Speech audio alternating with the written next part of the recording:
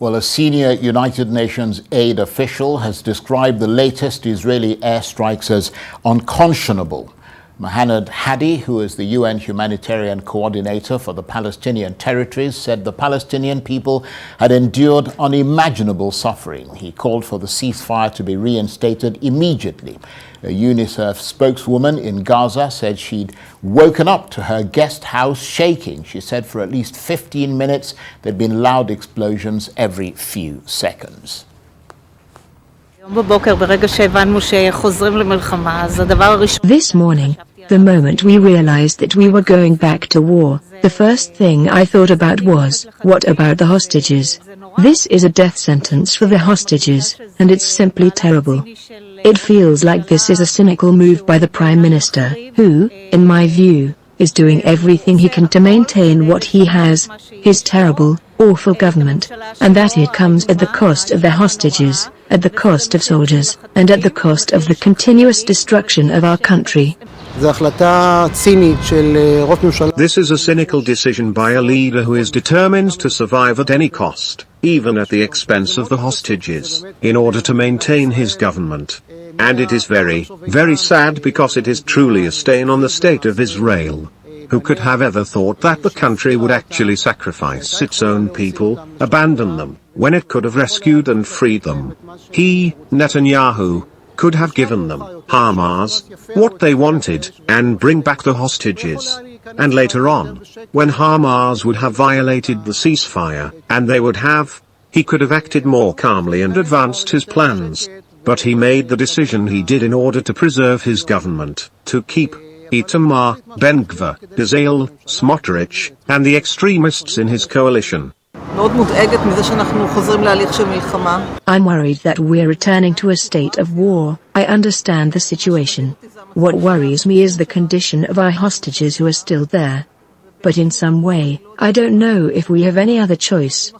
If Hamas is so opposed and refuses to cooperate in releasing the hostages, then we aren't left with many options but to take various actions against them. It's very upsetting and it's very difficult to accept it. The first thing I thought about was the hostages, who are probably hearing all the planes above them right now and realizing that there is no deal. And I think they are the most important thing. I would rather not go back to war until all the hostages are returned. Only then can they do whatever they want. That's a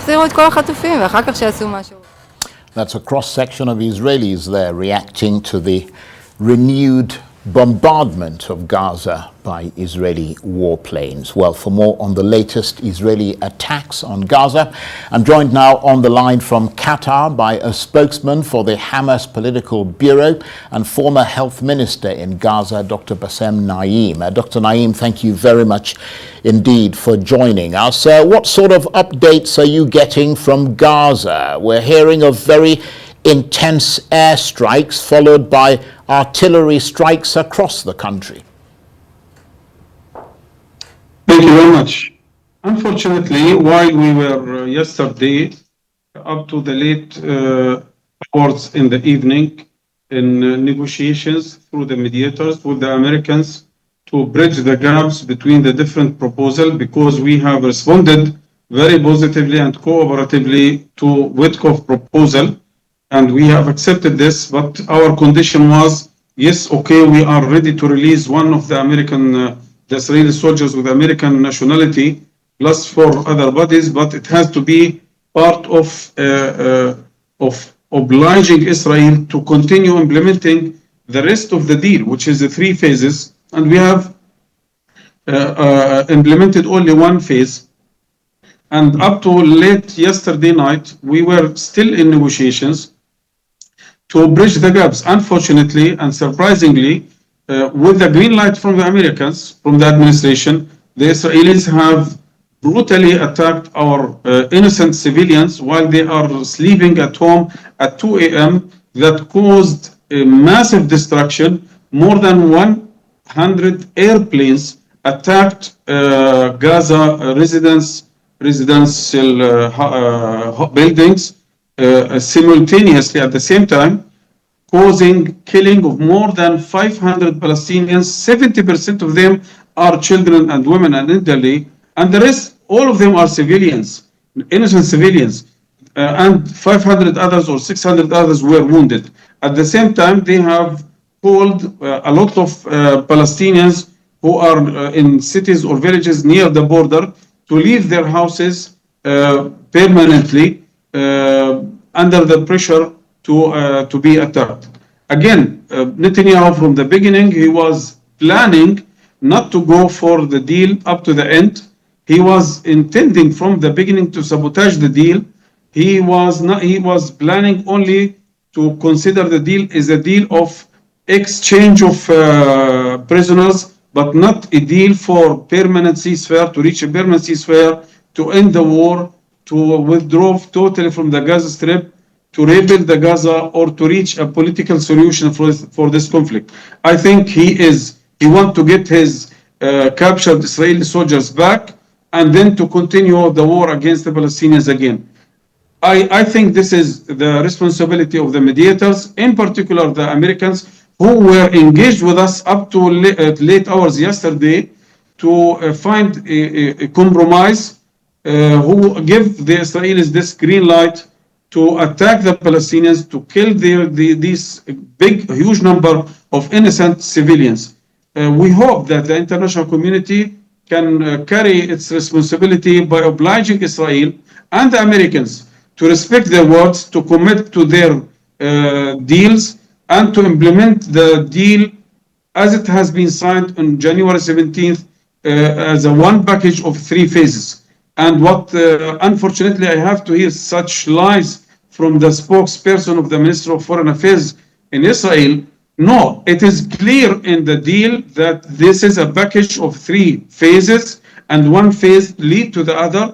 Therefore, the negotiations of the second phase are starting in the day 16 of the first phase, and the mediators guaranteeing the continuation of the negotiations, even if we don't reach a solution up to the 42 days. And what Netanyahu has asked all the time, not to go for the second phase. He said, I am ready to extend the first phase with the release of the captured Israelis or prisoners, but not more than that. Not to reach a ceasefire, not to reach an end of this war. Right. Okay. Well, I'm going to come to that ceasefire agreement, which clearly has been shattered in a moment. But the Israeli just looking at what is happening in Gaza, the Israeli military says it has targeted mid-level Hamas commanders in Gaza. We're hearing that quite a number of your top people have been killed in Gaza. How difficult is it to verify this claim? Look, they have said we have killed, I think, 4 or 5 mid-level Hamas leaders. Do you believe to kill nearly 1,000 or to target 1,000 innocent civilians in order to kill 5 high-ranked employees in the government? Because all they have claimed that they are Hamas leaders are simple governmental employees, high-ranked governmental employees who are caring for social affairs, for health, for education, for police, for the civil defense. We are not talking about any one of them who is militant.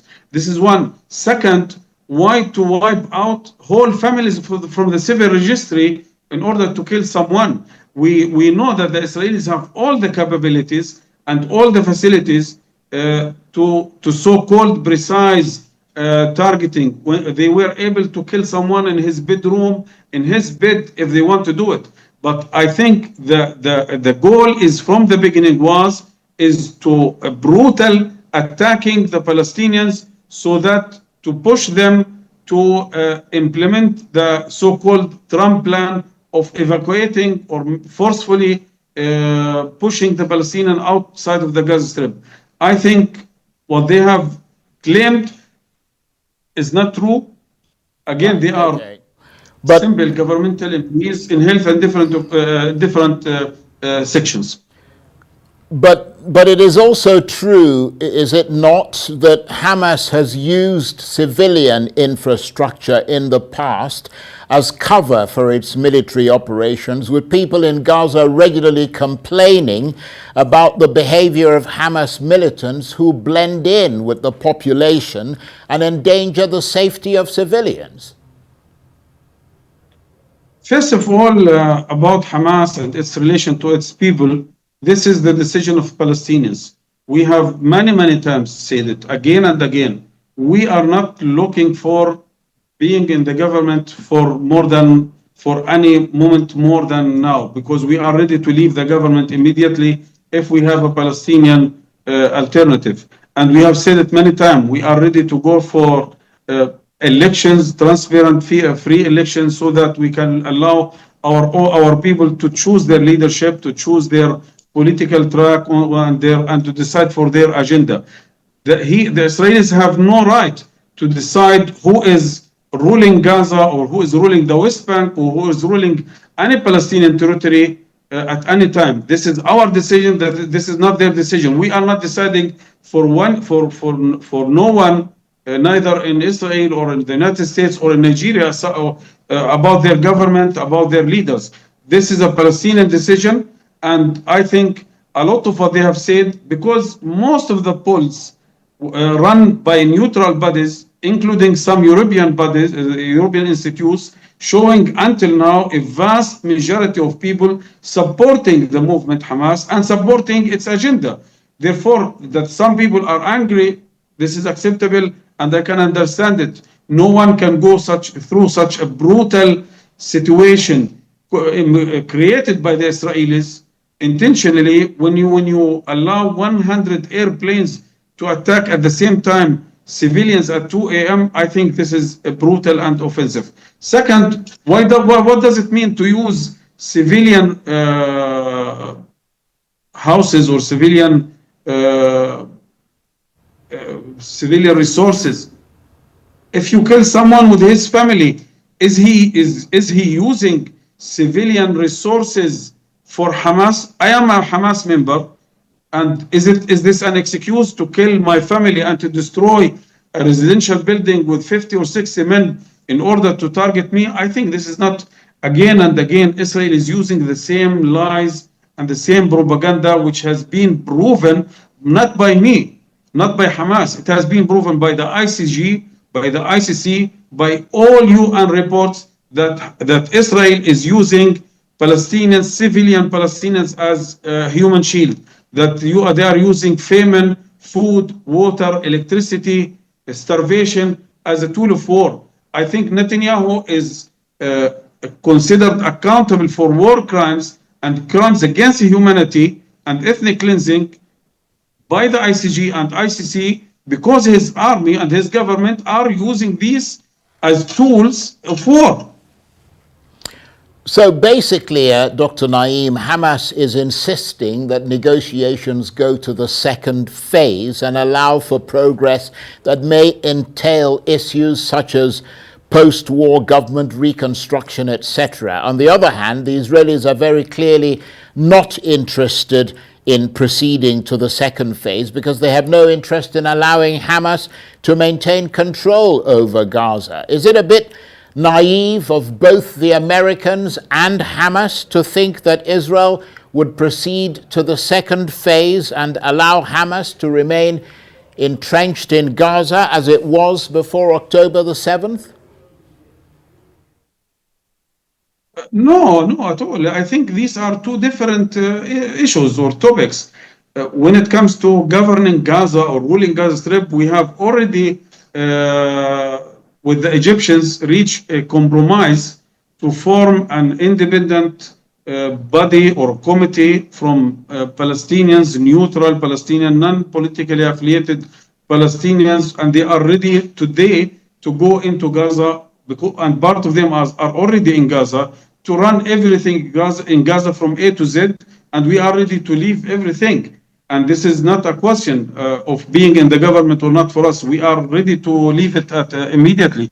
But I think it is not about this. Israel is plan is not about ruling Gaza Strip. It is about they want a deal for prisoner exchange, and that's it. They are not ready to end the war. They are not ready to for announcement a permanent ceasefire. They are not ready to withdraw their forces from the Gaza Strip.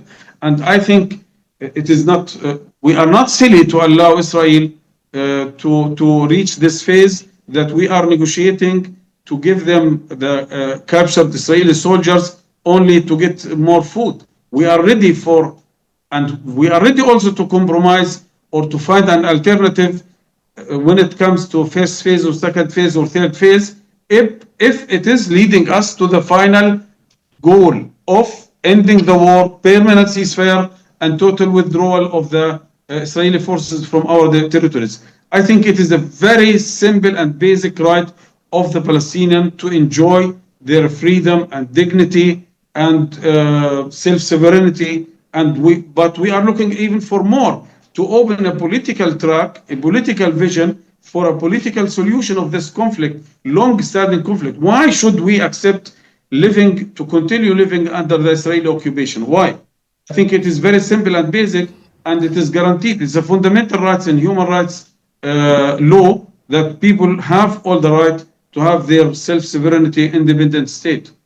Right. Well, I mean, the Israelis are saying that what is at issue here is Hamas's refusal to release the hostages. They're saying that if you release the hostages, the fighting will end. I mean, will it need a whole new set of negotiations to try to stop the fighting again? Because, I mean, we're seeing a severe escalation meant to pressure Hamas and the Egyptian and Qatari negotiators into preventing the complete collapse of the ceasefire, as bloody and as terrible as that escalation might be.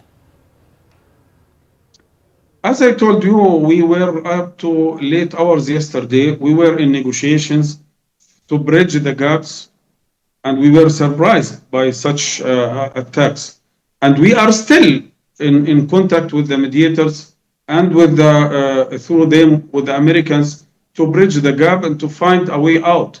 Our intention is not to go back for war, and we are sure not for such an escalation. But again, we cannot simply accept to end this deal by prisoner exchange and then leaving Gaza Strip in this inhuman, dire situation, destroyed houses, destroyed hospitals, destroyed schools and mosques and universities, no water, without having the guarantees that Gaza will have its right to be rebuilt again, that the people have their water and food and medicine.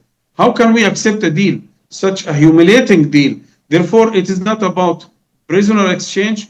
It is a full package deal, prisoner exchange plus ending the war and total withdrawal of the Israeli forces and allowing Gaza to be rebuilt again. Otherwise, if we have no choice than to fight back, we will fight back. We are committed to the deal, and we are ready to continue implementing our parts in this deal. On that note, I want to thank you very much indeed for taking the time at a very obviously distressing time for you, taking the time to talk to us, Dr. Basim. If you allow me some preservation. Yes, go ahead. The title of this interview is under the text, Israel preemptive strike on Gaza. I think it is unfair to talk about preemptive. What does it mean, preemptive? As if there is a threat in Gaza and Israel is preemptively moved. Israel is threatening Gaza by closing the Gaza Strip tightly now for more than 17 months and denying people food and medicine. Do you believe that someone with a Kalashnikov can be considered as a threat for someone who can launch 100 airplanes in few minutes to attack hundreds of goals or targets, or someone who have nuclear weapons, chemical weapons, biological weapons, and supported by the United States and the big powers? I think it is unfair for us Palestinians to talk about preemptive because we are the victims of such an aggression.